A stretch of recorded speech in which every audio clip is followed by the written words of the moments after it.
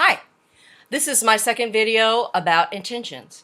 Did you know that every day you pour a wonderful, magical, creative energy out into your life? We call it the energy of intention. You can call it the energy of divine creation. You can call it whatever you want.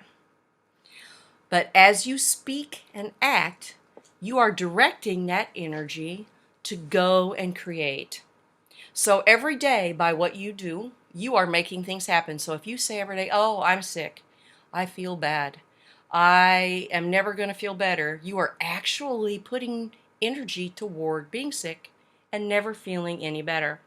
If you want to read about the science of this, there are plenty of places on the net that are describing it. But for now, I'm just going to ask you to trust me, because what happens in our life is that we are throwing this energy, we're throwing it over and over and over again without realizing many times where it's going.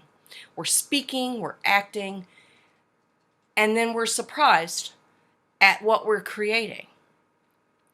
Well, I want to tell you a story, something that happened to me a couple of decades ago when I was pregnant with my first child. I was working as a pastor in a small town, and I was preaching at least 2 churches every Sunday, which was exhausting to me. I would always go to the diner and have breakfast every Sunday morning. I would have biscuits and gravy and iced tea. And they were so accustomed to me doing that when I would pull out up against the diner, the waitress would go get it. And by the time I walked in and sat down, my food was sitting right there on the table. And it got to be, after even just a couple of months, a particular seat at a particular table was always open for me, because nobody wanted to sit in the seat that belonged to the Methodist preacher. Well, I loved this because I loved being in a place where everybody knew my name and the whole beauty of the small town experience. I really enjoyed it. But then I became pregnant, and I kind of made a decision that I was going to go ahead and keep that glass of iced tea on Sunday morning, that little bit of caffeine was going to be okay, because Sundays were marathon days. But as I got to about my 7th month of pregnancy, I was diagnosed with gestational diabetes, and my doctor and nutritionist said, no to the biscuits and gravy. So I pull up that next Sunday, and I go out and I look, and there is my biscuits and gravy sitting right at my seat at the table and my iced tea, and I'm thinking to myself, I really shouldn't be eating this. And I think about my dietitian and what I should be eating, and I think what I should do is call the waitress over and just tell her. But it's a small town, and it more important than being friendly is being friends with the people who work with you and serve to you. I just decided to eat it and talk to her before I left about changing it for the next week, which of course I forgot to do. So the next week I come in, and there sit the biscuits and gravy. Now I'm fussing at myself inside my head a little bit, because I'm really trying to be very careful. I'm measuring my food, I'm checking my sugar, I'm doing everything exactly the way I've been told to do it, because having a happy, healthy baby is so important to me. And I consider that one glass of iced tea a big cheat. But at the same time, I'm sitting there looking at this food, and the waitress is smiling at me like, see, I take care of you. And I went ahead and ate it. And I said, next week I'm going to say something about it. But I didn't the next week or the next week. And I'm not sure how many weeks passed. My sugar was okay. I was checking it, and it wasn't really throwing it off or anything. But I wasn't really happy eating it, yet every week I ate it anyway. And one Sunday I walked in, I stuck my fork in my biscuit, and it was hard as a rock. And I realized it had probably been left over and microwaved. So I called the waitress over, and I asked her to stick a fork in it, and she did, and she kind of freaked out. So, I'm sorry, Karen, I'm sorry. No. We're going to get you fresh. We're going to get you new. This is not acceptable. We're going to take care of it. And I said, you know what? I'm going to change my order. And I ordered a piece of fruit and a couple of eggs and half a piece of toast, more in line with the diet I was supposed to be eating. Explained to her I had gestational diabetes and couldn't eat the biscuits and gravy anymore.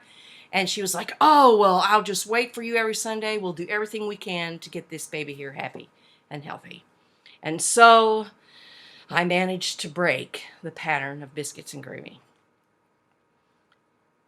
It was a bigger deal than I thought it was going to be to change that one simple behavior. Imagine how big of a deal it is to change patterns of speech and action that have been with you for decades. Imagine trying to change the way you think. A way that perhaps was drilled into your head by your parents, your grandparents, by the whole culture you grew up in. Changing those patterns is very difficult. It takes a lot of energy, and what it takes is choice. We have to decide, we have to choose something other than the patterns which are comfortable and normal and automatic.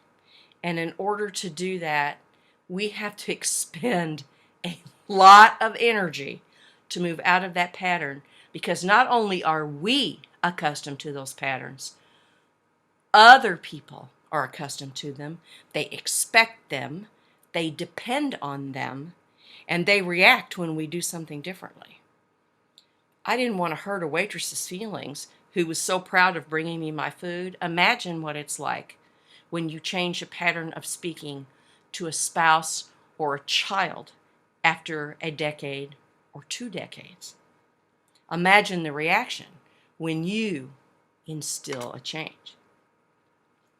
But the first thing you have to do is recognize your own patterns and decide to choose one or more. That's an incredible, awesome task, and that's what I invite you to do. And in my next video, we're going to talk about how do you get there? How do you get there with something a little more complicated than moving from biscuits and gravy to a healthier breakfast of fruit and toast and eggs? How do you get there? How indeed. In the meantime, watch what you do, watch what you say, track your own patterns, and decide for yourself which ones you're going to keep and which ones you choose to change. You take care.